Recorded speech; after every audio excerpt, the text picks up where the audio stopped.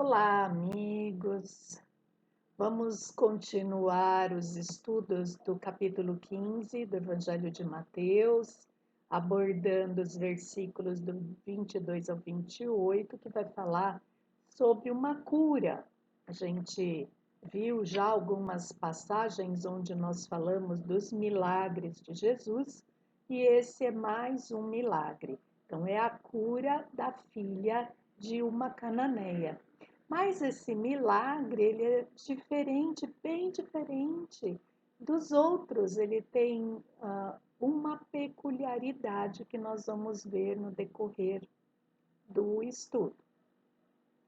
E uma outra coisa que nós vamos fazer diferente é que esse estudo vai ser a quatro mãos. Vai ser feito pela Érica e por mim. Então, alguns slides vocês vão estar encontrando a participação da Érica. Então, vamos nos preparando, fechando os nossos olhos, rogando ao Pai que abra o nosso pensamento, o nosso coração, para que essas lições possam calar fundo em nós e transformar-se em atitude, em ação, em melhora, em mudança.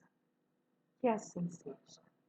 Vamos então ao estudo, que além de estar no Evangelho de Mateus, encontra-se também no Evangelho de Marcos, no capítulo 7, versículos do 24 ao 30. Mateus. Depois de sair dali, Jesus retirou-se para a região de Tiro e Sidom. Eis que uma mulher cananeia, vindo daquela região, gritou dizendo: Senhor, filho de Davi, tem piedade de mim. Minha filha está horrivelmente endemoniada, que quer dizer obsediada. Alguns traduzem como atormentada. Mas Jesus não lhe respondeu, e seus discípulos rogaram dizendo: Despede-a, essa mulher está gritando atrás de nós. Aí Jesus respondeu: Não fui enviado senão às ovelhas perdidas da casa de Israel. Então ela chegou e o reverenciou, dizendo: Senhor, socorre-me. E em resposta ele disse: Não é bom tirar o pão dos filhos e jogá-los aos cachorrinhos. Ela, porém, disse: Senhor, é verdade, mas também os cachorrinhos comem as migalhas que caem da mesa de seus donos. E diante disso, Jesus lhe disse: Ó mulher, grande é a tua fé, seja feito para ti como desejas. E desde aquele momento, sua filha foi curada. Difícil compreender, né? Então, nós pegamos também o mesmo trecho, né, a mesma parábola da mulher cananeia, que está em Marcos, para a gente ver o que consegue extrair dali para melhorar o nosso estudo. Vamos a Marcos 7, capítulo 7, do 24 ao 30. Então, vamos lá. Levantando-se dali, partiu para o território de Tiro. Entrando em uma casa, não queria que ninguém soubesse, mas não foi possível ocultar-se. Todavia, a mulher, cuja filha tinha um espírito impuro, ouvindo a respeito dele, imediatamente se virou e prosternou-se, jogou-se a seus pés. A mulher era grega, de origem sírio-fenícia, e pedia que o expulsasse o daimon de sua filha. Disse-lhe Jesus: Deixa primeiro ser saciado os filhos, pois não é bom tirar o pão dos filhos e lançá-los aos cachorrinhos. E em resposta, ela lhe diz: Senhor, também os cachorrinhos comem debaixo da mesa das migalhas das criancinhas. Por causa dessas palavras, vai, o daimon já saiu da sua filha. e, partindo para sua casa, encontrou a criança deitada sobre o leito e o daimon já havia saído, né? Difícil também, mas a gente percebe agora que naquela região de Tiro e de Sidom, Cristo chegou e não queria que fosse visto, né? Então, ele não queria que ninguém soubesse que ele estava passando por ali. Então, acrescentou para nós essas palavras aqui. Então, vamos lá, vamos pegar agora.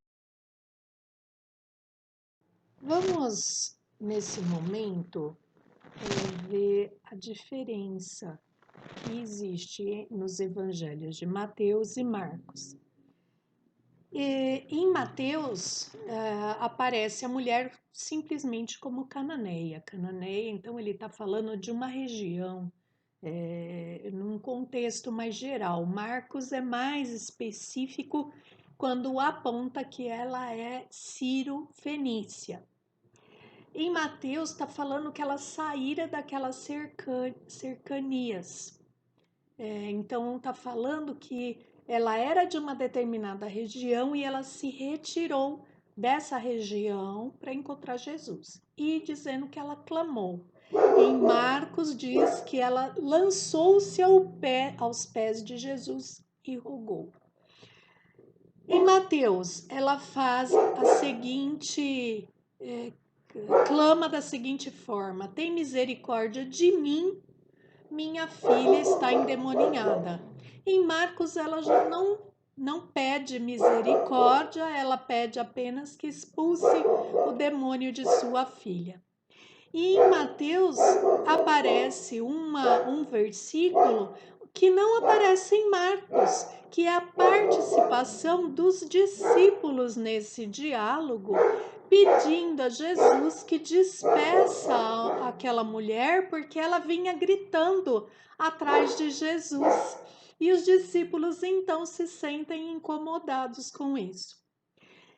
Em Mateus aparece que a resposta de Jesus: seja feito contigo como tu desejas. E já em Marcos, a resposta de Jesus foi: vai, o demônio saiu da tua filha.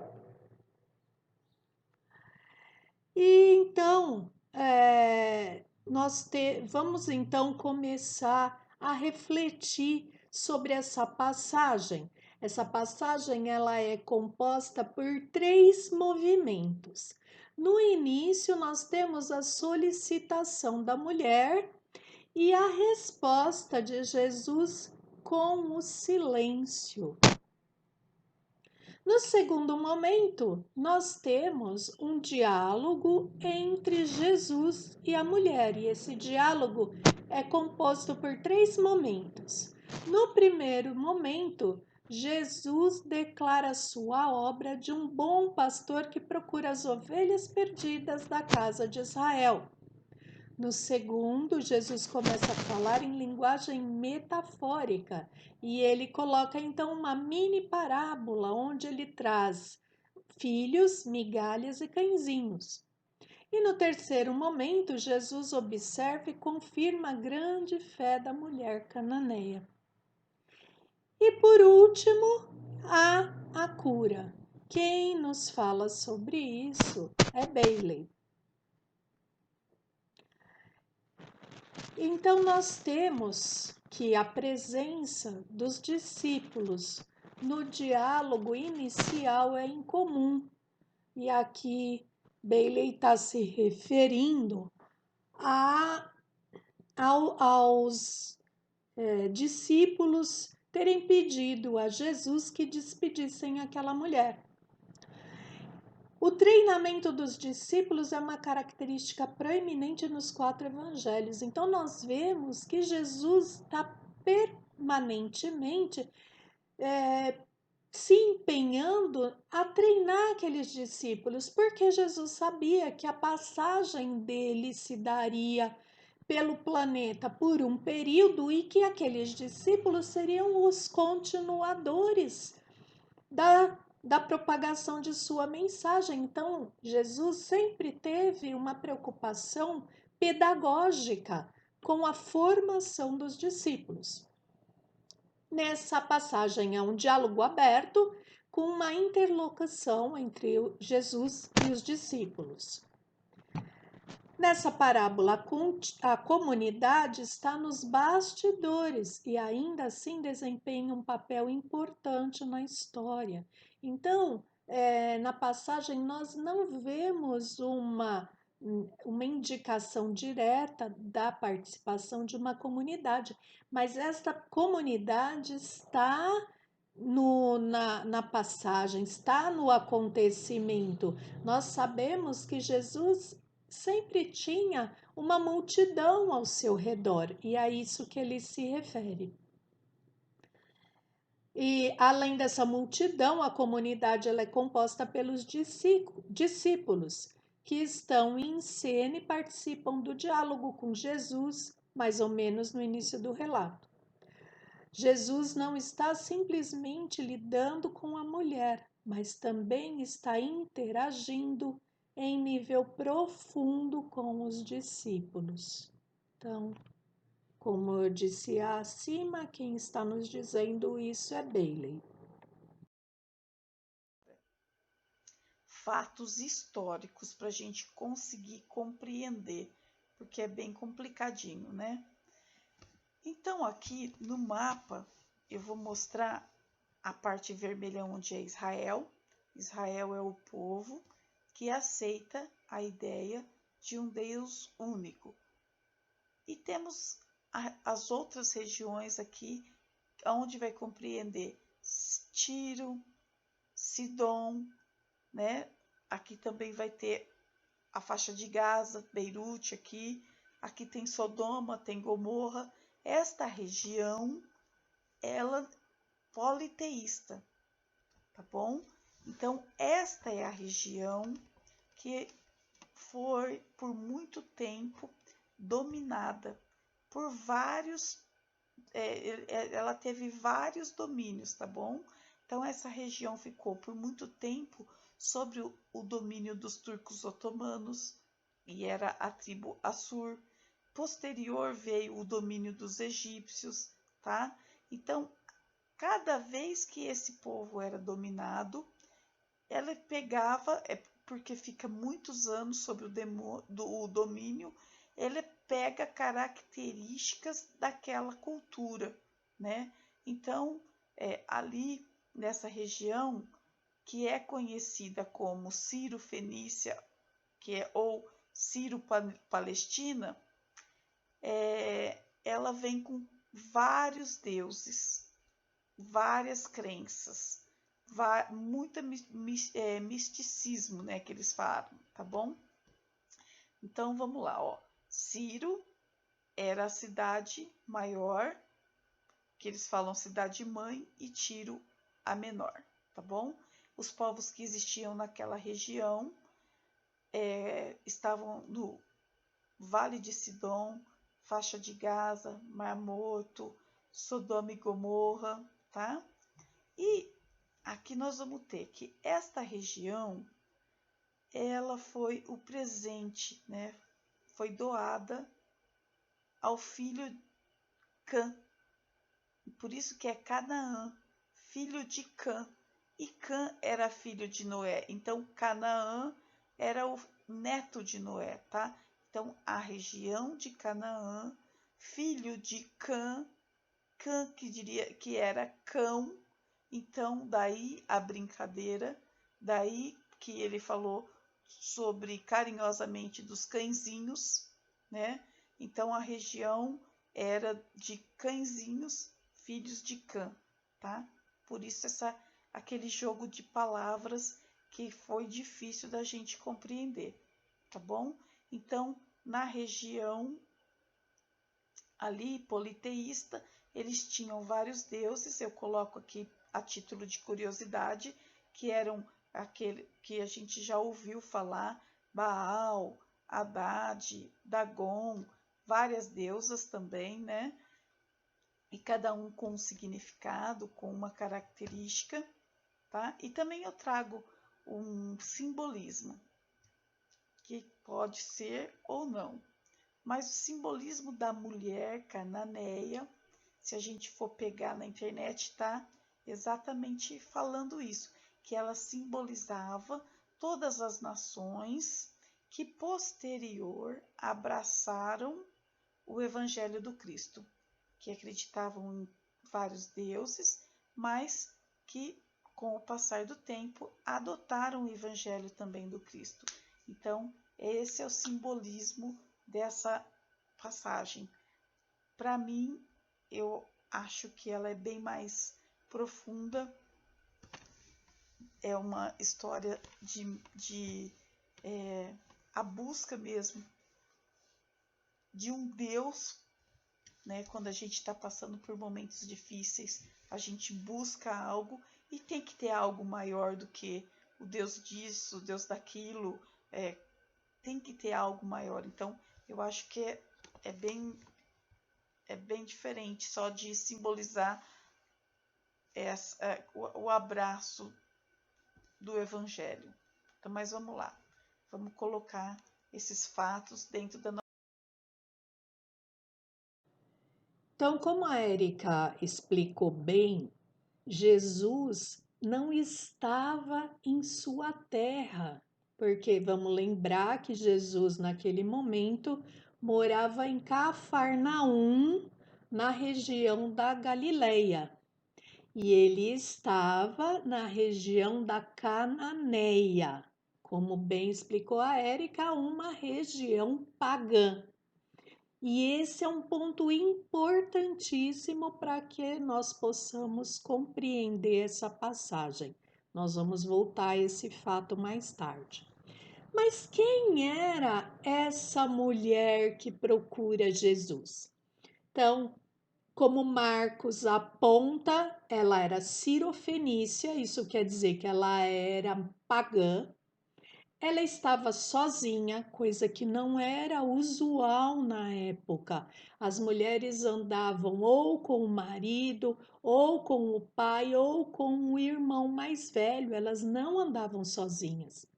A mulher tem uma filha e ela sai das cercanias, ela se move do local onde ela morava, ela não está então na região onde ela mora.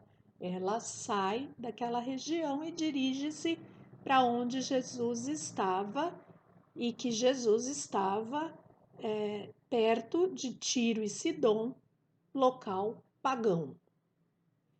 Ela é uma anônima. Por que que ela é uma anônima? Não tem o nome dela nessa passagem. Tanto Mateus como Marcos referem-se a ela como uma mulher apenas. Ela cruza audaciosamente o limite étnico para buscar a ajuda de um mestre itinerante e taumaturgo judeu. Então, ela é pagã e ela busca alguém que é judeu.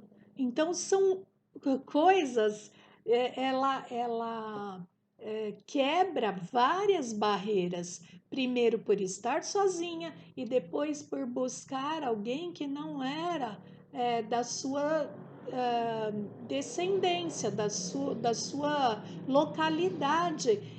Porque, como disse a Érica na explicação da localidade, existia um preconceito bem grande, uma rivalidade entre o povo pagão e o povo judeu. Então, ela quebra várias barreiras ao buscar Jesus. Nos evangelhos não há indicação de como ela ouviu falar de Jesus. E então o fato dela ser cananeia indica que ela é descendente de antigos inimigos de Israel, lembrando do rompimento que houve de Israel, que antigamente eram 12 tribos que brigaram entre si, dividiram-se. De um lado ficaram 10 tribos que compuseram a Samaria, que era o local onde Jesus estava, né, a região.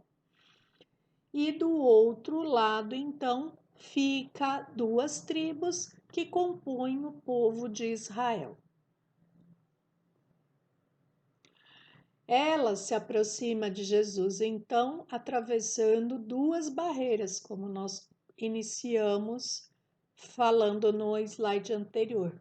Ela é mulher e Jesus é homem. No Oriente Médio, em regiões conservadoras, homens e mulheres não conversam com estranhos. Em público, os rabinos não conversam com mulheres da própria família. Então, foi um fato de grande repercussão aquela mulher sozinha dirigir-se a Jesus. A mulher dessa história é gentia, que procura, gentia pagã, mesma coisa, que procura o favor de um judeu. É evidente que a mulher tem algum conhecimento prévio de Jesus e de sua compaixão por todos, nos aponta Bailey. Então, como eu disse há pouco, não se sabe a forma de que forma ela conheceu, ficou sabendo de Jesus, mas pelas indicações do texto, ela conhecia Jesus antecipadamente. O pedido inicial da mulher é calculado. Aí inicia-se o diálogo com o título de Senhor. Então, quando a mulher refere-se a Jesus, ela usa o título de Senhor, acrescentando um título judeu messiânico, filho de Davi, o que dá a entender algum contato com o judaísmo, nos diz Bailey. Então, aquela mulher conhecia de alguma forma a religião, porque ela refere-se a Jesus como filho de Davi. E Carter nos traz, ela confronta a ideologia imperialista de Israel, ela exige que Jesus torne disponível para ela o que está disponível para Israel. Sua petição é para sua filha. Então, o que estava disponível para Israel? As curas. Então, de uma certa forma, ela exige que isso se disponibilize também para ela. E o pedido dela não é para ela mesma, é para a filha.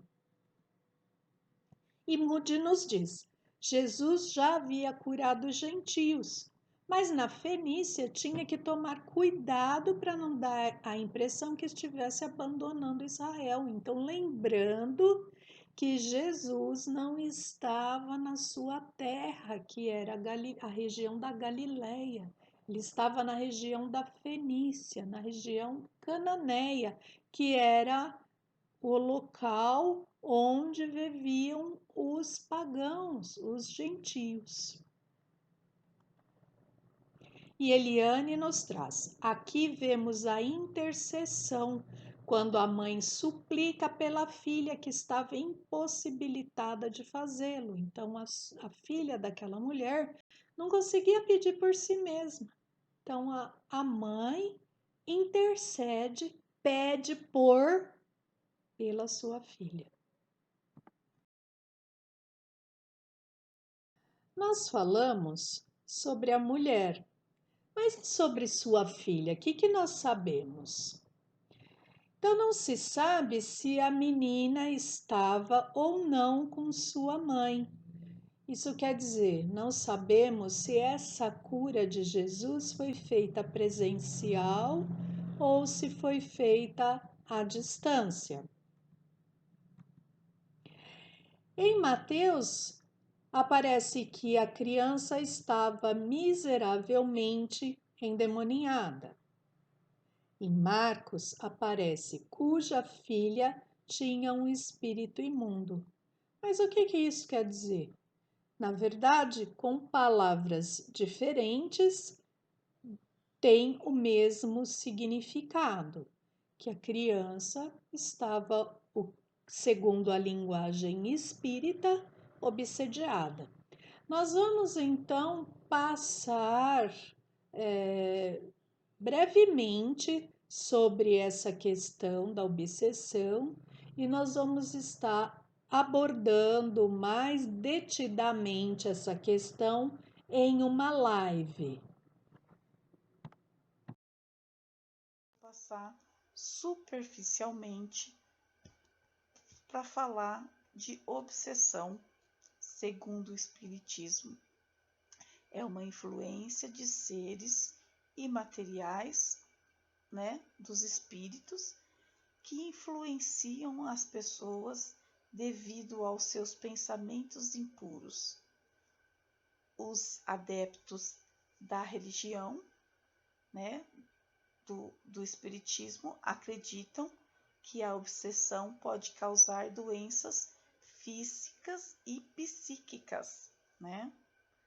Allan Kardec, ele vai explorar e vai dizer que o domínio que alguns espíritos logram adquirir sobre certas pessoas, sempre praticado por espíritos inferiores, né?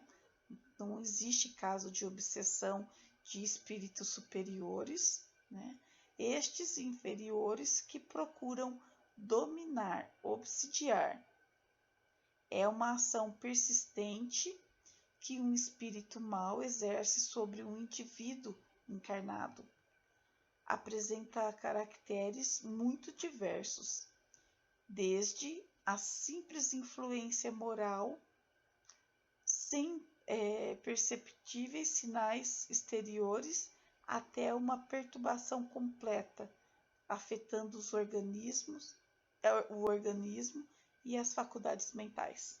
Então, pessoas chegam a se matar por influência, né? A obsessão é uma escravização momentânea do pensamento. Porque momentânea é por um período, tá?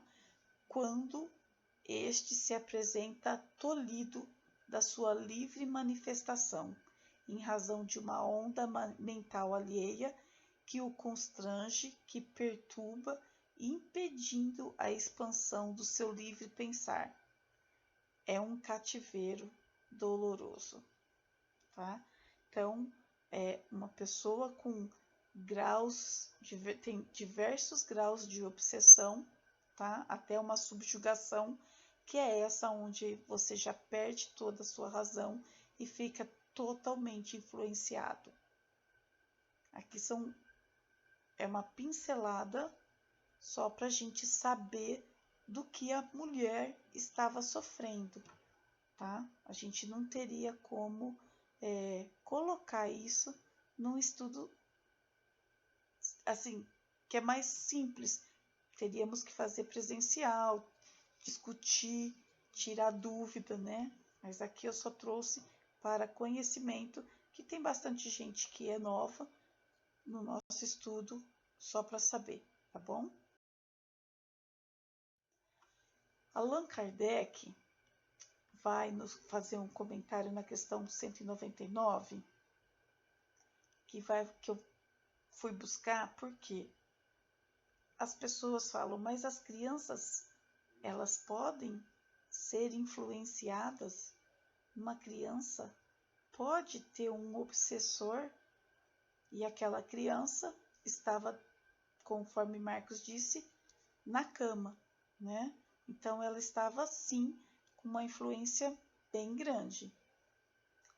Aí Kardec vem nos explicar que não é racional considerar a infância como um estado normal de inocência. Não se vê em crianças dotadas dos piores instintos, né? Numa idade em que a educação não pode ainda influenciá-la. Então, não é porque é uma criança, as crianças até uns 7 anos, a gente sabe, através dos estudos, que elas conseguem visualizar os espíritos, ouvir, né? Elas têm ainda uma noção da outra dimensão. Então, elas sempre estão cercadas de bons espíritos, né? São protegidas nesse sentido. Porém, aqui ele está nos falando que existe crianças que não é totalmente inocente. A gente vai saber que nós somos espíritos de muitas reencarnações, né? Então a gente traz características nossas passadas e muitos que são malévolos, né? Que ainda cultivam o mal, estes vêm com os piores instintos. Então, mesmo sendo uma criança nessa encarnação, é um espírito que já tem muita idade, tá? Então, sim, uma criança pode ser obsidiada, porque a onda mental atrai exatamente o que ela tem dentro dela. A hora que a gente deita e a gente se desprende, nós vamos a lugares que nos agrada. E um espírito desse instinto, ele vai buscar outros que se relacionem com ele. Então, pode sim encontrar obsessores, tá bom? Então, aí ele continua também nos questionando. Não se vê que alguns parecem trazer de nascença a astúcia, a falsidade, a perfídia e o próprio instinto de roubo, de assassino, né? Isso, apesar dos bons exemplos daqueles que estão rodeando, porque todo ser tem tem alguém que está do lado e que serve de alavanca, né, que é um termo que eu gosto de usar, tem sempre alguém que é espelho. Então, mesmo esse ser, esse espírito, tendo pessoas boas do seu lado, que vão conseguir influenciá-los, eles trazem essas características. Então, eles podem aprender ou não. É o livre-arbítrio, né? Outro questionamento que ele também nos faz. De onde vem a perversidade precoce? De onde vem a perversidade precoce? A não ser da inferioridade desse espírito que já a educação parece em nada influir. Então tá lá, ele entra numa casa, ele entra num ambiente em que ele é rodeado de carinho, em que ele tem atenção, em que ele tem irmãos que estão aprendendo a melhorar, né? E ele não se influencia com aquela elevação moral. Ele continua ainda com os gostos pela inferioridade. Então, tem esse tipo de espírito, né? E os que são viciosos? O são porque o espírito progrediu menos e então eles sofrem as consequências, não dos seus atos de criança, não dos atos dele naquela existência, e sim de existências anteriores. Dessa forma, a lei é a mesma para todos e todos são atingidos pela justiça de Deus. Então, com oportunidades que a gente tem de melhora e mesmo de criança um espírito que ele é inferior, ele vai sim poder ter algum caso de obsessão quando não quer progredir e ele agrada, ele tem o gosto de estar em zonas inferiores de vibração, tá? Então a gente não vai discutir nada disso, eu só trouxe porque eu sei que muitas pessoas acham, oh, mas uma criança não pode ser influenciada. Não, ela pode. Não é comum que seja, porém pode. Eu só trouxe para dar este conceito, tá bom? Bem simples, bem superficial, só que depois a gente pode até, quando voltar no presencial, ser um tema que a gente traga para conversar, mas aqui só para a gente ter conhecimento do que aquela mãe estava passando, tá? E a fé dela livra a criança desse obsessor. E não é nada fora da lei de Deus. Tudo está na lei de Deus.